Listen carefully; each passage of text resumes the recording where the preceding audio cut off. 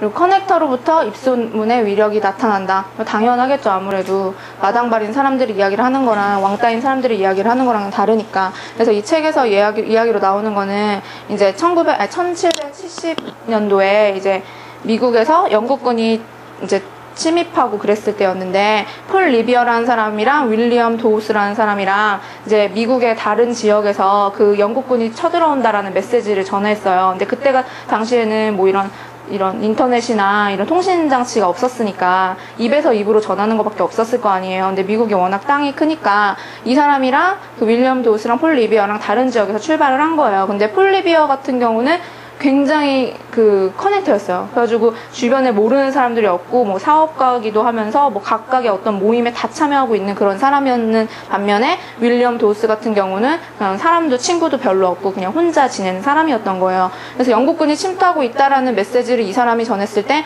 막 퍼져나갔어요, 미국 전역에. 근데 이 사람이 이제 돌아다니면서 침입하고 있다라는 이야기를 했을 때는 그 지역에 있는 사람들마저도 많이 대비를 못했다고 해요. 그래서 이 사람이 그 전한 지역에선 사람들이 정말 병력이 많이 생겨서 그래서 결국에는 승리를 하게 됐다고 하더라고요. 그래서 이런 커넥터가 있고, 그리고 헐리우드에서 봐도 로드 스타이거랑 케빈 베이컨이라는 사람이 있는데, 이제 두 사람 다 많은 작품을 찍고 한 그 배우들인데, 케빈 베이컨 같은 경우는 이제 한 분야에서만 영화를 많이 찍어서 그냥 여러 가지 장르를 찍지는 않아서 이제 별로 그렇게 연결이 많이 안 돼, 연결성이 좋지가 않아요. 근데 로드 스타이거 같은 경우는 여러 가지 그 분야에서 장르, 뭐 코미디면 코미디, 멜로면 멜로 여러 가지에서 다 찍은 거예요. 그럼 사람들이 아무래도 더 다른 분야에 많은 사람들을 알 거 아니에요. 그래가지고 이 사람들 같은 경우가 훨씬 연결성이 좋은 거죠. 그래서 그 커넥터가 미치는 영향은 굉장히 크다라는 이야기를 하고 있습니다. 그래서 이제 커넥터가 우리가 되기 위해서는, 그러니까 우리가 어느 정도 노력해서 될 수 있는 부분도 있다라고 해요. 물론 뭐 기본적으로 타고나는 성향이나 이런 것들도 무시할 수는 없겠지만 어느 정도 만들어갈 수 있는 부분도 있거든요. 그래서 여기선 7가지가 나오는데, 아는 사람들을 만들어 나가는 과정은 자기 목적을 이루기 위한 것이 아님을 기억하라. 특히 사업 전략의 일환으로 사람들을 수집하지는 말라. 그래서 자기 목적을 위해서만 사람을 만나지는 말라는 이야기가 나오고, 그 다음에 사람을 사귀는 데 있어서 공격적인 자세를 버려라. 이게 굉장히 중요한 것 같아요. 열린 마음으로 사람들을 만나는 거.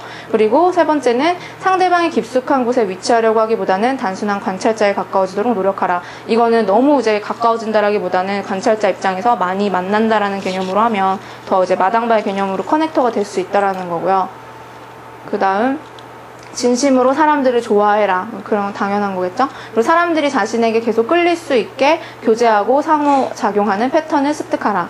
그리고 상대방에 대한 세부적인 사항들을 기억하라. 상대방의 이름과 주소, 어떤 상황에서 그 사람을 만났는지 자세하게 메모하라. 제가 그 전에 어떤 교수님을 만나게 됐는데 그 교수님이 굉장히 마당발로 유명하다고 하시더라고요. 그래서 그 교수님한테 이제 잠깐 얘기를 들을 기회가 있었는데, 이렇게 저한테 명함을 주시고 하시면서 명함을 주고받았는데, 그 교수님이 자기는 이제 명함을 하도 많이 받으니까, 여기저기 돌아다니면서 많이 받으니까 명함을 받을 때마다 그 사람을 어디서 어떻게 만났는지, 뭐 누구 때문에 만나게 됐는지 그런 기본적인 메모 사항들 있잖아요. 그거를 명함에다 항상 메모를 해놓으신다고 하시더라고요. 그러면은 이제 그 사람이 딱 봤을 때 누구였지 했다가도 명함 보면은 어느 정도 이제 정보가 나와 있으니까 기억하기 쉬울 거 아니에요. 그러면은 그 사람을 다음에 만날 때도 좀 더 친근하게 다가갈 수 있고, 그래서 그런 것들을 메모하는 습관도 굉장히 좋은 것 같아요. 그리고 일단 안면이 있는 사람들과의 교제에 따르는 의무를 회피하지 말라. 단 친하지만 무심한 사회적 관계를 유지하고 무심한 만남을 즐겨라. 이거는 그 후에서도 나왔던 얘기인데, 내가 어느 정도 이 사람과 인간관계를 유지하기 위해서는 기본적으로 시간이나 노력을 투자하지 않으면은 연결이 유지가 될 수 없다라는 거예요. 그래서 어느 정도 그 의무가 있다는 거죠. 그 유지를 하기 위해서는. 그래서 그런 것들을 무시하지 말고 지켜야 된다라는 이야기가 나오고요. 그 다음에 나오는 애들은 이제 메이븐. 메이븐은 아까 막 지식인 제가 예로 들어서 말씀드렸잖아요. 그래서 아웃백을 싸게 먹으려면 하고 딱 쳤더니 막 이렇게 나와, 여러 가지가. 그러면은 막 뭘 어떻게, 샐러드를 뭐로 바꾸면 얼마가 추가가 되고, 그러면 얼마를 세이브할 수 있고, 뭐 생일 쿠폰을 가져가면 어떻게 되고, 되게 또 친절하게 어떤 점은 어디 지점이 더 맛있고, 어디 지점이 서비스가 좋고, 이런 것까지 되게 자세하게 기록을 해놓고 하는 사람들이 있어요. 그래서 그런 사람들이 바로 메이븐이라는 거죠. 그래서 메이븐은 수동적인 정보 수집가가 아니다. 그래서 누가 시켜서 그런 거 정보 정보 수집하는 거 아니라 정말 그냥 누굴 도와주고 싶어하는 마음에 자기들이 자발적으로 정보를 수집을 해서 사람들을 도와줘서 문제 해결을 해주려고 하는 사람들이 바로 메이븐이에요. 그리고 두 번째로는 메이븐은 시장의 조력자가 되기를 꿈꾼다. 그래서 자기가 어떻게 하는지 알고 있는 지식을 사람들한테 알려줘서 이제 시장에서 좀 도와줄 수 있을 만큼의 여력이 시장에서 도와주고 싶은 사람이 되려고 하는 성향이 되게 짙어요. 그 다음에 메이븐은 사물보다는 사람을 좋아한다. 사람들을 도와주고 싶어하는 마음에서 이런 걸 하는 거죠. 그리고 성공적인 세일즈맨이 되기 위한 7가지 습관. 세 번째로 나오는 사람들은 이제 세일즈맨인데요. 이제 이 사람들은 습관이 첫 번째, 언제 어디서나 활기 넘치는 모습으로 고객을 대면하라. 항상 웃는 모습으로. 그리고 고객을 제2의 가족으로 여겨라. 그리고 지루하지 않은 어투와 적절한 템포로 대화하라. 그리고 고객을 수단으로 여기지 말라. 어떻게 보면 좀 뻔한 이야기처럼 들릴 수가 있는데 뭐 이런 기본적인 성향이 있다라고 하더라고요. 그리고 고객의 요청에 결코 노하지 말라. 해달라는 거 다 해줘야 된다는 거죠. 그리고 합리적이고 일관성 있는 주장을 펼쳐라. 긍정적인 사고를 하라. 그래서 성공한 세일즈맨들을 보니까 이런 성향이 있었다고 하더라고요.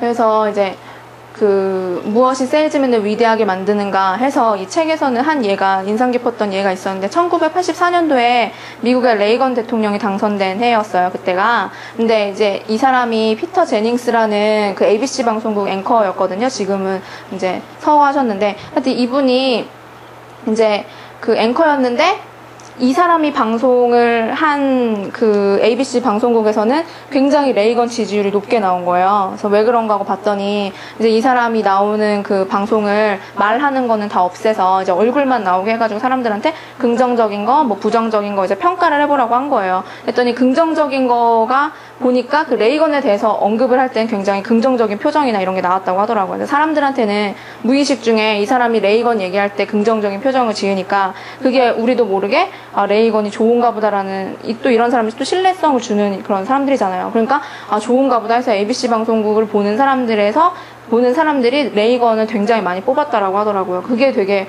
그러니까 우리가 의식하고 저 사람이 긍정적인 말을 했으니까 레이건을 뽑아야지 하고 뽑은 건 아니란 말이에요. 근데 무의식적으로 이런 영향을 미쳤어요. 그래서 사소한 일들이 큰 차이를 가져온다. 그래서 이 사람이 그냥 말할 때 긍정적으로 그냥 웃으면서 얘기하거나 뭐 이런 작은 제스처 하나만 했을 뿐인데 레이건이 당선되는 결과를 일으켰잖아요. 그래서 굉장히 큰 거죠. 그리고 비언어적인 것이 언어적인 것 이상으로 중요하다. 그래서 아까 말한 그런 사소한 그냥 웃음이나 제스처 이런 것들이 굉장히 우리 무의식에는 영향을 미친다는 거예요.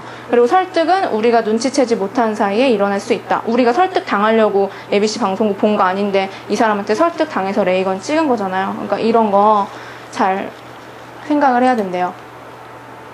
그리고 이제 고착성 요소는 아까 말씀드렸다시피 어떤 이미지를 얼마나 이렇게 메시지를 잘 전달을 해서 이제 소비자 머리에 인식을 시키느냐, 그게 고착성인데요. 이제 이거는 이제 블루스 클루스라는 그 미국의 애들이 보는 프로그램인데요. 이게 세서미 스트리트 다음에 나온 그거예요. 근데 그 전에 세서미 스트리트 같은 경우는 굉장히 재밌고 되게 알록달록하게 여러 가지 캐릭터도 넣고 해서 되게 재밌게 잘 만들었었는데 이거는 뭐 캐릭터도 얘 하나밖에 없고 이것마저도 그냥 이렇게 비디오 스크린에 나오는 애였고 한 명밖에 또 등장인물이 없고 그리고 거기다가 일주일 내내 월화수목금 같은 프로그램을 계속 해줬었어요. 반복해서. 그래서 우리가 보기에는 되게 애들이 별로 의미 없어 할 거라고 생각을 하잖아요. 근데 이게 오히려 세서미 스트리트보다 훨씬 더 이제 사람들의 지지를 얻고 되게 성공을 했거든요. 그래서 이게 바로 이제 상대방의 적극적인 참여를 유도하라. 얘네가 어떻게 했냐면은 애들이 이제 한마디 하면 되게 따라하고 하는 그런 경향이 있었대요. 그래서 애들이 이제 따라할 수 있게 시간을 준다라거나 이렇게 유도를 한 거예요. 참여를 할 수 있도록. 그리고 메시지를 끊임없이 되풀이하라. 아까 말씀드렸다시피 월화수목금을 내내 똑같은 프로를 해서 우리가 생각하기엔 지루할 거라고 생각을 하는데 이제 애들 입장에서는 오히려 반복하는 거에 대해서 뭐 전혀 거리낌이 없이 더 잘 받아들였다고 해요. 애들이랑 우리랑 다른 거니까. 그래서 메시지를 끊임없이 되풀이했고 그리고 단일 대상의 눈높이에 맞춰라. 그래서 어린이들 눈높이에 완전히 맞춰서 그 애들이 좋아하는 게 뭔지 끊임없이 연구하고 막 그 아동연구소나 아동연구학자들이나 이런 사람들의 의견을 끊임없이 이제 받아들이고 해가지고 바꿔나가고 했다라고 하더라고요. 그래서 이런 것들을 잘 생각을 해야 되죠.